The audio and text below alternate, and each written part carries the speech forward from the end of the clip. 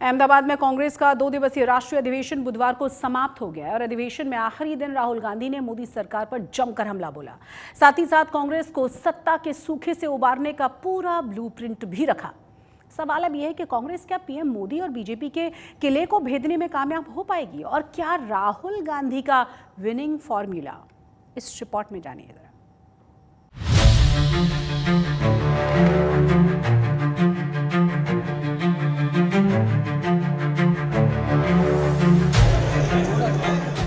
गुजरात में कांग्रेस पार्टी ने चुनावी रणनीति दुरुस्त करने पर महामंथन किया। पुरानी गलतियों को सुधारने और नए तौर तरीके आजमाने पर विचार किया। राहुल गांधी ने कांग्रेस की खोई सियासी जमीन तलाशने का फॉर्मूला बताया, लेकिन सवाल है कि कांग्रेस के मंथन में क्या निकला। देश को मालूम होना चाहिए इस देश में दलित कितने हैं,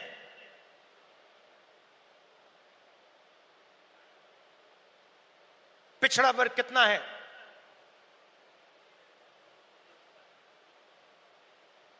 अति पिछड़ा कितना है, अति दलित कितने हैं, आदिवासी कितने हैं, माइनॉरिटीज कितने हैं, गरीब जनरल कास्ट के कितने लोग हैं। मुझे यह पता लगाना था कि इस देश में किसकी कितनी भागीदारी है। राहुल गांधी ने कांग्रेस को चुनावी जीत का पुराना फॉर्मूला फिर से अपनाने की सलाह दी है। राहुल गांधी को लगता है कि कांग्रेस में ही इतना दम है कि वो अपनी विचारधारा से ओबीसी, दलित, आदिवासी की 75% आबादी को अपनी तरफ खींच सकती है और इसलिए राहुल गांधी ने अपने भाषण में जातीय जनगणना पर जोर दिया कि इस देश में दलितों को, आदिवासियों को, पिछड़ों को, गरीब जनरल कास्ट को, माइनॉरिटीज को कितनी भागीदारी मिलती है, हम छुपाना चाहते हैं। और वहां मैंने सामने बोल दिया कि आप छुपाइए जितना छुपाना है। लोकसभा में, राज्यसभा में हम कानून पास करेंगे, आपके बिल्कुल सामने कानून पास करेंगे, जाति जनगणना यहीं से निकालेंगे। तेलंगाना में किया। कांग्रेस को लगता है कि देश को 14% मुस्लिम भी अगर क्षेत्रीय दलों को छोड़कर उनके साथ आ जाएं, तो सत्ता में वापसी का पूरा गणित फिट बैठ जाता है। इसलिए उन्होंने वक्फ बिल का मुद्दा भी उठाया। कुछ दिन पहले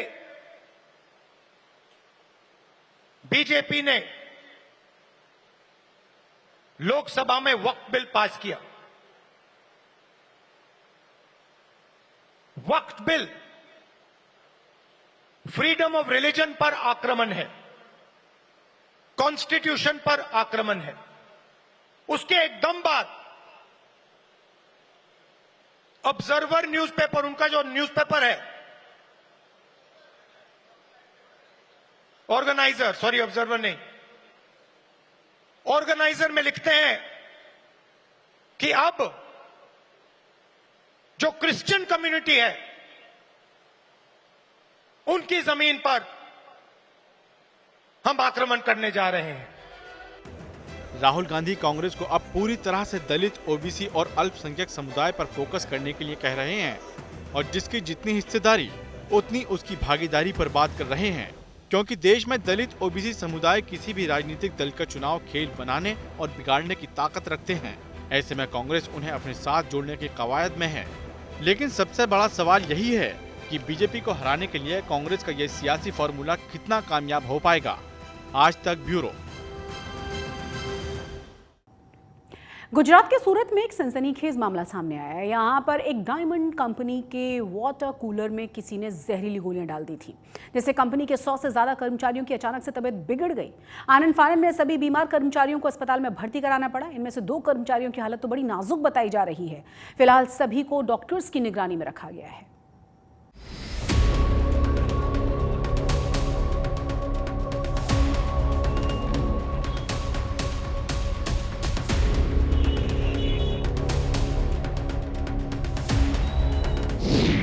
सूरत की डायमंड कंपनी में बड़ी साजिश।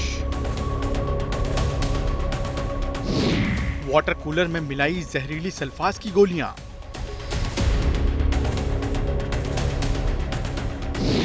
100 से ज्यादा डायमंड वर्कर्स अस्पताल में भर्ती। सूरत के मिलेनियम कॉम्प्लेक्स में सुबह उस वक्त हड़कंप मच गया जब यहाँ काम करने वाले डायमंड वर्कर्स की एक के बाद एक अचानक तबीयत बिगड़ने लगी। 100 से ज्यादा कर्मचारी बीमार हो गए जिन्हें अस्पताल में भर्ती कराया गया है।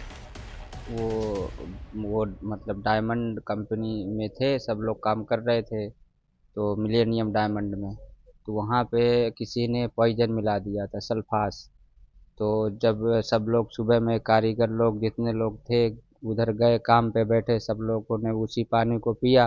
और जब पानी में सबको मालूम पड़ा कि इसमें जो है स्मेल आ रही है, स्मेल आने के बाद तो सेठ लोग ने उसकी जांच पड़ताल किए तो उसमें सल्फास निकला। हम सुबह में यहाँ से गए काम में 8 बजे पानी पिया और बाटल में रख लिया और काम पे बैठ गए। इसके बाद फिर 9 बजे पिया, 9:30 बजे फिर जब मालूम पड़ा तभी पी लिया था और 10 बजे थोड़ा चक्कर जैसा महसूस हुआ।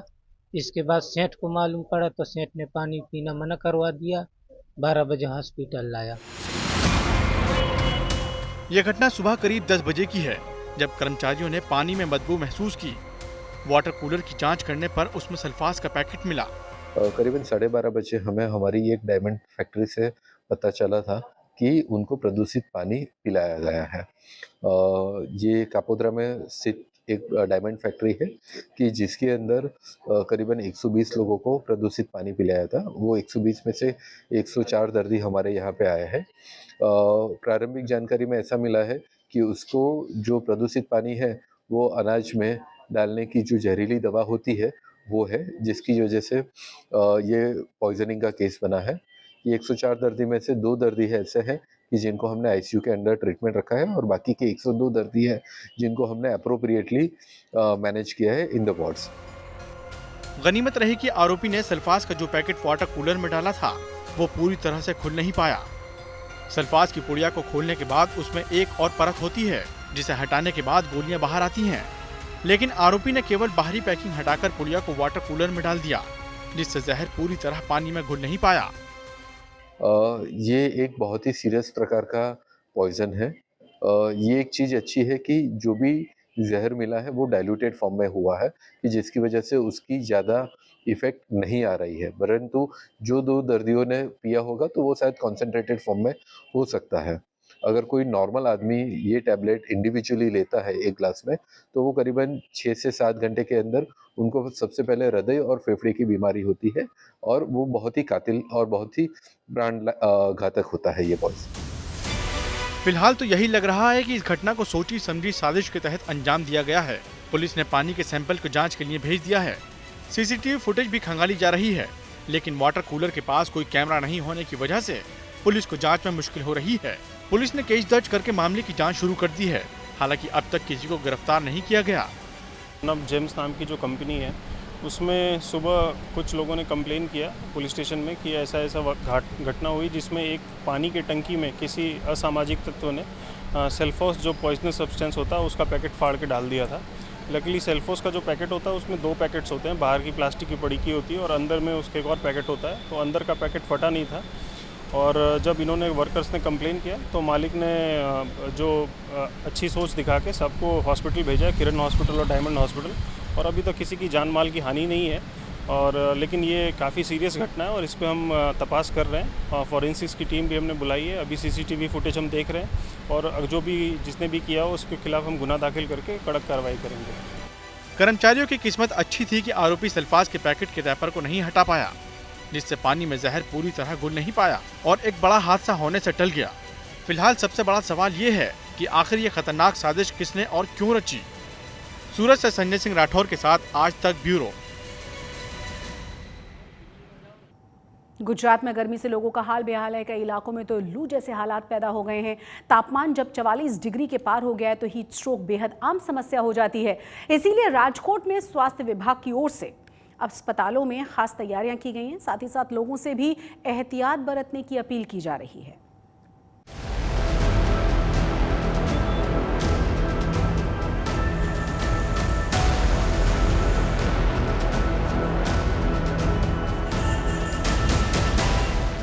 अभी अप्रैल आधा भी नहीं गुजरा और गुजरात में मई जून जैसी भीषण गर्मी पड़ने लगी है। खासतौर पर राजकोट शहर हीट वेव की चपेट में है। यहाँ तापमान 44 डिग्री के पार पहुँच चुका है। आने वाले दिनों में तापमान 45 डिग्री के पार पहुँचने का अनुमान है। भीषण गर्मी को देखते हुए राजकोट पुलिस ने एक खास पहल की है। शहर के कुछ ट्रैफिक सिग्नल दोपहर 1 से 5 बजे के दौरान बंद रखने का फैसला लिया गया है, ताकि वाहन चालकों को भीषण गर्मी में ट्रैफिक सिग्नल पर खड़ा न रहना पड़े।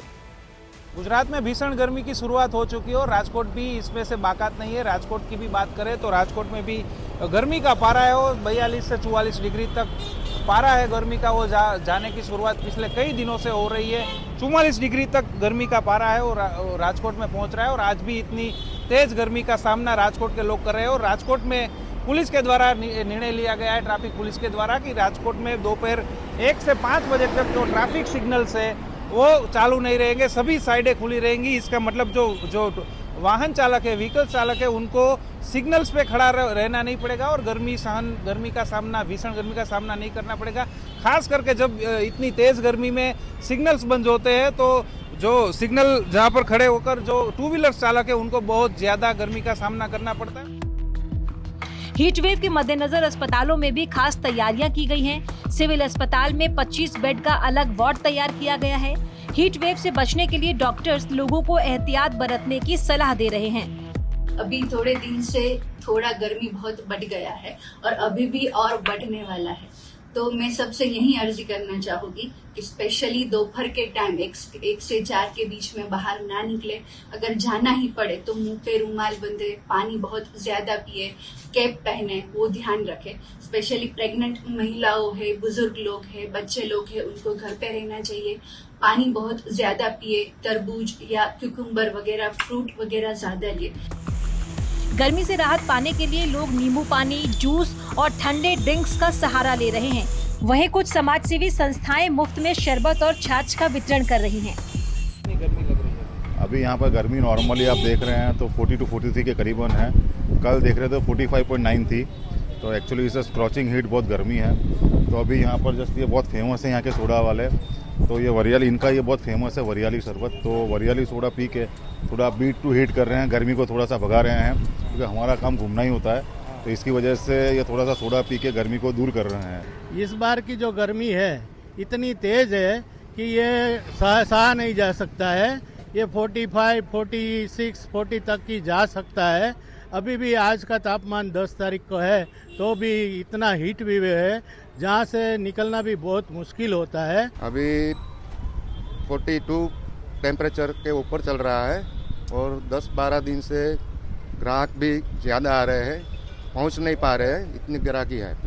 नींबू शरबत है, वरियाली शरबत है, अदरक नींबू पुदीना वाला शरबत है और नींबू सोडा बहुत ज़्यादा गर्मी में राहत देती है। इस भीषण गर्मी में इंसानों के साथ साथ बेजुबानों का भी बुरा हाल है। ऐसे में कुछ समाजसेवी पक्षियों के लिए भी गर्मी से बचने का इंतजाम कर रहे हैं। यहाँ पक्षियों के लिए पीने के ठंडे पानी की व्यवस्था की गई है। कबूतर के लिए चढ़ की तो व्यवस्था है, साथ में पानी की भी व्यवस्था है। इधर यहाँ बड़ा कुंड है पानी का, वहाँ बर्फ़ भी आता है और हम बर्फ़ डालते हैं 300-400 किलो। और ये ग्रीष्म की ऋतु है, बहुत गर्मी में कबूतर को आराम के लिए इसको मज़ा आता है बहुत, इसीलिए बर्फ़ डालते हैं।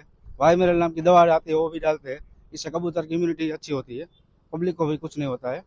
और सब लोग बर्फ़ डालते हैं, वो हम इसको हेल्प करते हैं। ग्लोबल वार्मिंग के कारण हर साल बढ़ती गर्मी एक बड़े खतरे की घंटी है। पर्यावरण प्रेमियों का कहना है कि सरकार को इस विषय को गंभीरता से लेते हुए जल्द ठोस कदम उठाने की जरूरत है। ये गर्मी तो पूरी दुनिया में यही हाल है, बेहाल है, क्योंकि जो सूरज के रेस है थ्रू आउट पास होते हैं और ज़मीन को टच होता है, फिर ज़मीन गर्म होती है। तो पर्यावरण सब्जेक्ट कंपलसरी हर स्कूल में हर जगह होना चाहिए, इंजीनियर हो चाहे आर्किटेक्ट हो। तो अभी हमारे जितनी भी ओपन स्पेस है वो ओपन स्पेस में गार्डनिंग और पेड़ होना चाहिए। जो खेती प्रधान होने की वजह बड़े बड़े पेड़ काट रहे हैं या जंगल काट रहे हैं, वो नहीं होना चाहिए। मतलब जितना फॉरेस्ट होगा, अभी पूरी दुनिया के लोग सब मिलके रोज से पेड़ लगाना शुरू करेंगे तो 100 साल के बाद ये गर्मी कम हो सकती है। राजकोट गुजरात के सबसे गर्म शहरों में से एक है। यहाँ गर्मी का ऑरेंज अलर्ट जारी किया गया है। मौसम विभाग का अनुमान है कि आने वाले कुछ दिनों तक गर्मी से राहत मिलने के आसार नहीं है। राजकोट से रौनक मजीठिया के साथ आज तक ब्यूरो। अब आपको लिए चलते हैं साईं बाबा के धाम, जहां पर एक बार फिर से बाबा के भक्तों ने रिकॉर्ड चढ़ावा चढ़ाया है। इसीलिए क्योंकि रामनवमी के मौके पर होने वाले 3 दिनों के उत्सव के दौरान साईं भक्तों ने 4 करोड़ 26 लाख रुपए दान दिया है, जो पिछले साल रामनवमी के मौके पर आए दान से 45 लाख रुपए ज्यादा है। दान की ये रकम अलग अलग तरीके से मंदिर के खाने में जमा की गई है, जिसकी जानकारी साईं मंदिर ट्रस्ट की तरफ से दी गई।